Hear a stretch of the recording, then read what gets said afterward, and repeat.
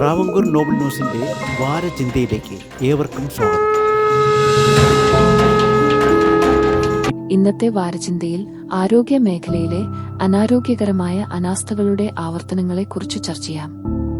വയറിനുള്ളിൽ കത്രിക മറന്നുവച്ചതു മുതൽ പ്രസവശേഷം അണുബാധ മൂലം മരിച്ച ശിവപ്രിയ വരെ നമ്മളെ ഓരോരുത്തരെയും വേദനിപ്പിക്കുന്നു. ആരോഗ്യ മേഖലയിലെ അനാസ്ഥയാണ് ഇന്ന് കേരളത്തെ ചോദ്യം ചെയ്യുന്നത്. കേരളം ആരോഗ്യ രംഗത്ത് ഒന്നാമത് എന്ന അഭിമാനത്തോടെ പറയുമ്പോഴും ജനങ്ങളുടെ ജീവൻ തന്നെ പണയം വയ്ക്കപ്പെടുകയാണ്. ഹർഷീനയുടെ വയറ്റിൽ കത്രിക മറന്ന സംഭവം മുതൽ തുടങ്ങി. തൊടുപുഴയിലെ വിനോദ്, ശിവപ്രിയ, സുമയ്യ, ആലപ്പുഴയിലെ കുഞ്ഞ് എല്ലാം. ഓരോ മരണവും അനാസ്ഥയുടെ കഥ പറയുന്നു. ജീവൻ നഷ്ടപ്പെട്ടവരുടെ പിന്നിൽ ഒരേ ചോദ്യം: ഉത്തരവാദിത്തം ആരുടേത്? അണുബാധയ്ക്ക് കാരണമായത് ആശുപത്രിയിലാണ്. പ്രസവശേഷം മരിച്ച ശിവപ്രിയയുടെ ഭർത്താവ് മനുവിന്റെ കണ്ണീരിൽ കലർന്ന വാക്കുകൾ.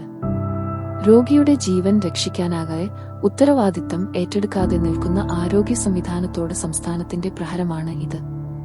ഡോക്ടർമാരുടെ മാനുഷികത എവിടെ? ഭരണകൂടം ഉത്തരവാദിത്തം ഏറ്റെടുക്കുമോ? സൗജന്യ ചികിത്സയുടെ പേരിൽ പാവപ്പെട്ടവർക്ക് ലഭിക്കുന്നത് അനാദരവാണോ? ഇത്തരം സംഭവങ്ങൾ ആവർത്തിക്കാതിരിക്കാൻ ഉത്തരവാദിത്വമുള്ള നിയന്ത്രണ സംവിധാനങ്ങൾ അടിയന്തിരമാണ്. നിപ്പയെയും കോവിഡിനെയും നേരിട്ട് ജയിച്ച കേരളം ഈ അനാസ്ഥയുടെയും കെടുകാര്യസ്ഥതയുടെയും മുന്നിൽ തോൽക്കരുത്. ചികിത്സാരംഗം മനുഷ്യസേവനമാണ്. അതിൽ പിഴവിന് വില ഒരു ജീവൻ. ഇനി ആരുടെയും ജീവൻ പണയമാകരുത്.